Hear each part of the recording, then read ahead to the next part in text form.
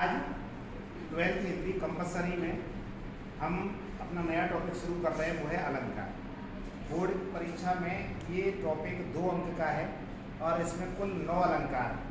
इनमें से आप देख रहे हैं, पहला है अनुप्रास अलंकार, दूसरा है श्लेष, तीसरा है यमक, चौथा है वक्रोक्ति, पांचवा है अतिशयोक्ति, छठवां है विरोधाभास, सातवां है विभावना, आठवां है संदेह और 9 है भ्रांति। हमें इन अलंकारों का अर्थ आना चाहिए, इनकी परिभाषा आनी चाहिए, इनकी उदाहरण आना चाहिए और उनको पहचानना आना चाहिए। हम कैसे पहचानेंगे कि इसमें क्या अलंकार है? कई बार ये प्रश्न उठता है कि अलंकार का मतलब क्या होता है। तो अलंकार का शाब्दिक अर्थ होता है गहना, गहना या आभूषण। जिस प्रकार स्त्री की शोभा आभूषणों से होती है, उसी प्रकार काव्य की शोभा के लिए अलंकारों का प्रयोग किया गया, जिससे काव्य सुंदर लगे। अगर कोई स्त्री अलंकार नहीं पहनती है तो ऐसा नहीं कह सकते कि वो सुंदर नहीं है, लेकिन अलंकार यानी गहने पहनने से उसकी सुंदरता और बढ़ जाती है। तो ऐसे काव्य में अलंकार जरूरी तो नहीं है, लेकिन अलंकारों का काव्य में प्रयोग करने से काव्य की शोभा और ज़्यादा बढ़ जाएगी। अब हम देखते हैं कि ये अलंकार कौन कौन से और कैसे कैसे हैं। इसमें हम सबसे पहले जो अलंकार की बात है वो है अनुप्रास। अनुप्रास की बात करेंगे। अनुप्रास अलंकार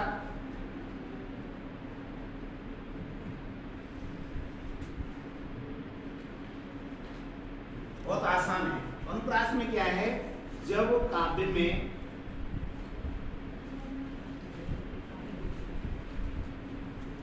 वर्ण की आवृत्ति हो। अब वर्ण की आवृत्ति का मतलब क्या होता है? शब्द नहीं, आवृत्ति माने बार बार आना, समझ गए ना। अगर यहाँ पेपर में ये आ जाए, जब काव्य में वर्ण की आवृत्ति हो तो कौन सा अलंकार होगा? ठीक है। अब वर्ण की आवृत्ति कैसे होती है? जैसे मैं उदाहरण दूं या लिखूं, एक काव्य की पंक्ति लिख रहा हूं मैं, काली कोयल कूक रही है।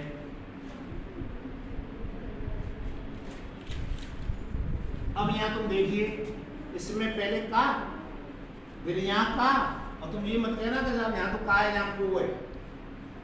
मात्रा कोई भी हो, क तो है, क और क 3 बार आ गया तो वर्ण की आवृत्ति हो। वर्ण बार बार आता है तो अनुप्रास। तो इस लाइन में कौन सा अलंकार है? अनुप्रास। मैं तुमको दूसरा एक उदाहरण लिख रहा हूँ। बसो मेरे नैनन में नंदलाल, मोहिनी मूरत सांवरी सूरत, नैना बने विशाल, बसो मेरे नैनन में नंदलाल। लाइन। अब इसमें देखिए कौन सा अलंकार हो रहा है। ये माँ और ये माँ, बढ़ गया प्रति हो, एक से ज्यादा बार वर्ण आ जाए। ये जरूरी नहीं है तो 3 बार हो तो 4 बार हो। 4 बार आए तो और अच्छी बात। देखिए, तरन, तनुजा जाए, तट, तमाल, तरवर व उछाए। अब इसमें देखिए क्या है, इसमें ता की आवृत्ति देखिए, तरनी में ता, तनुजा में ता, तट में ता, तमाल में ता और तरोवर में ता। एक ही ता की कितनी आवृत्ति है? 5। तो एक से ज्यादा हो, हमारे तो 2 पे ही हो गया अनुप्रास। तो इसमें कौन सा अलंकार है? अनुप्रास। तो आपको अनुप्रास अलंकार क्लियर होना चाहिए कि जब काव्य में किसी वर्ण की आवृत्ति आए, यानी काव्य में वो वर्ण बार बार आए, शब्द नहीं कह रहा, वो शब्द तो ये काली है, ये कोयल है, शब्द एक जैसे बार बार आते हैं तो दूसरा अलंकार हो जाए। शब्द नहीं है यहाँ, केवल वर्ण। तो वर्ण में केवल पहला पहला मिला रहे हैं। पहला पहला वर्ण अगर एक जैसा आ रहा है, 12 खड़ी के कोई भी हो, क चल रहा है, मा चल रहा है, ता चल रहा है, तो वो अलंकार है। दूसरा अलंकार है वो है श्लेष। देखो, श्लेष अलंकार का अर्थ होता है चिपका। चिपका, एक ही शब्द में कई अर्थ चिपके थे, उसमें लिए वहां श्लेष। बताओ, एक शब्द में अर्थ कैसे चिपके होते हैं? क्या एक शब्द में एक से ज्यादा अर्थ हो सकते हैं? काव्य में यहाँ एक शब्द में कई अर्थ हो, शब्द बार बार नहीं आएगा, एक ही बार आएगा और उसके कई अर्थ होंगे। जैसे कि उदाहरण देखिए, पहले लिखाऊं, परिभाषा लिखाऊं, जब एक ही शब्द के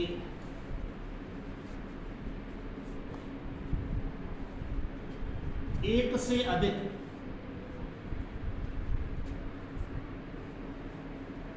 जब एक ही शब्द के एक से अधिक अर्थ लिए जाएं, वहां श्लेष अलंकार होता। शब्द बार बार नहीं आएगा, एक बार। जैसे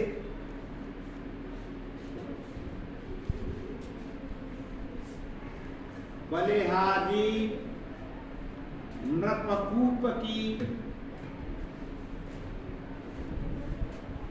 गुण बिनु एक बलिहारी नृपकूप की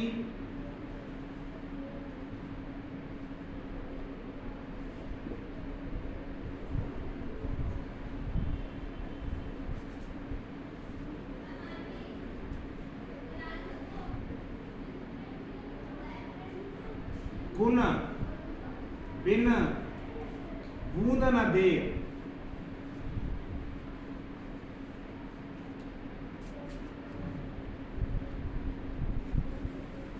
देखिए यहाँ बलिहारी नृपकूप की गुण बिन बूंद न दे।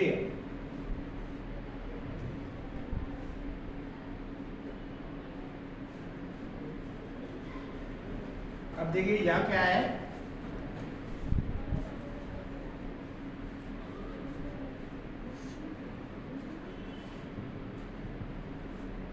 यहाँ गुण शब्द है और इसमें अर्थ से ही पता लगेगा। नृप माने राजा और कूप माने कुआ। राजा की और कुआ की ये खासियत होती है कि गुण के दो अर्थ हैं। गुण के यहाँ हम अर्थ ले रहे हैं, तो देखिए गुण के दो अर्थ हैं। एक तो होता है गुण, गुण माने अच्छाई, और एक होती है रस्सी। एक गुण में दो अर्थ चिपके हुए हैं। देता है हमें इनाम, जब कोई अच्छा काम करके दिखाएं अभी तो इनाम देगा। और कुआ कब देता है? बूंद, जब रस्सी होती है। रस्सी नहीं है तो कुआ हमें बूंद देने वाला नहीं है। इसका मतलब है गुण के दो अर्थ हो गए। एक तो हो गया गुण अच्छाई और एक हो गया रस्सी। एक ही शब्द है, देखो एक ही शब्द में दो अर्थ चिपके, तो इसमें कौन सा हो गया? अगर तुम्हारे लिए यहाँ ये लाइन, ये जो लाइन करा रहा हूँ बहुत फेमस लाइन है, बहुत प्रसिद्ध लाइन है। वैसे तो 50 लाइन उदाहरण है, और जो प्रसिद्ध उदाहरण वो ये बरम पूछे यार। तो बलिहारी नृपकूप की गुण बिन बूंद न दे। तो गुण के क्या अर्थ हैं? दो। एक तो गुण, आप में अच्छाई होगी, आप अच्छी कविता गा लेते हैं, आप अच्छे शिल्पकार हैं, आप अच्छे संगीतकार हैं, तो राजा इनाम देगा, ये क्यों देगा? और दूसरा कुआ है, कुआ है, रस्सी होगी तो आपको देगा पानी, नहीं है रस्सी तो कुआ पानी देने वाला नहीं। तो गुण के दो अर्थ हो गए। जब एक शब्द में दो अर्थ चिपके हैं तो आप कौन सा अलंकार होगा? श्लेष का एक और उदाहरण देखिए, बहुत फेमस है। पानी गए न उबरे मोती मानुष चून। रैमन का है, पूरा दुआ तो ये है, रैमन पानी राखिए बिन पानी सब सून।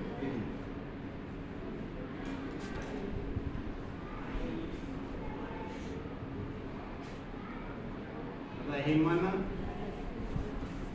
पानी राखिए, ये पहली वाली लाइन भले ही नहीं आए, दूसरी वाली आएगी। रैमन पानी राखिए बिन पानी सब सून। सब कैसा है? सूना। सून माने सूना।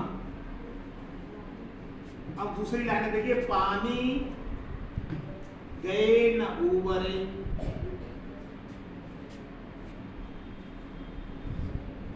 मोती मानुष और चून।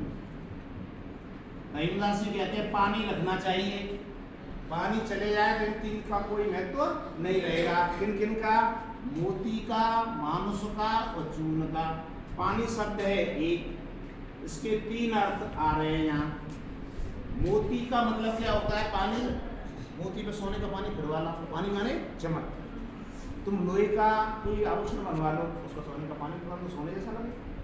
चांदी के सोने का फिरवा लो और उसका पानी उतर जाए, बोले से उतर जाए तो कैसी लगेगी? तो कौन पूछेगा उसे? तो मोती के लिए तो क्या है? चमक, पॉलिश, पानी। मनुष्य के लिए क्या है? पानी का मतलब उसकी इज्जत, प्रतिष्ठा। हर व्यक्ति की इज्जत और प्रतिष्ठा होती है।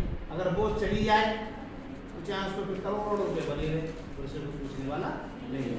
तो ये हो गई प्रतिष्ठा या इज्जत। और चूर्ण माने आटा मान लो। आटे में पानी का अर्थ क्या है? जल। अगर आटा है तुम्हारे पास पानी नहीं है उसमें डालने का, तो ये असली पानी या जल। तीन अर्थ है यहाँ। पानी के तीन अर्थ हैं।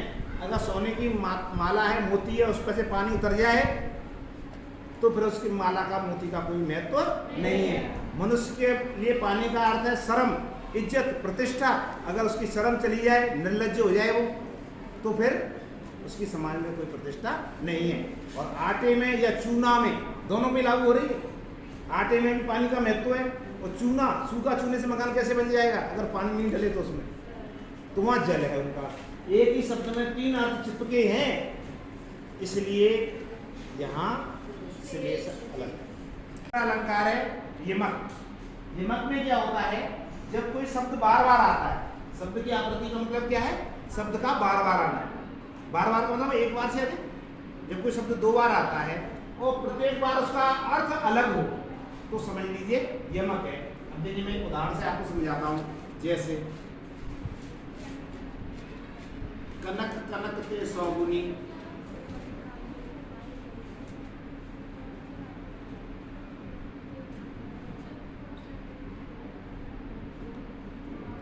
मागतता अधिकाय,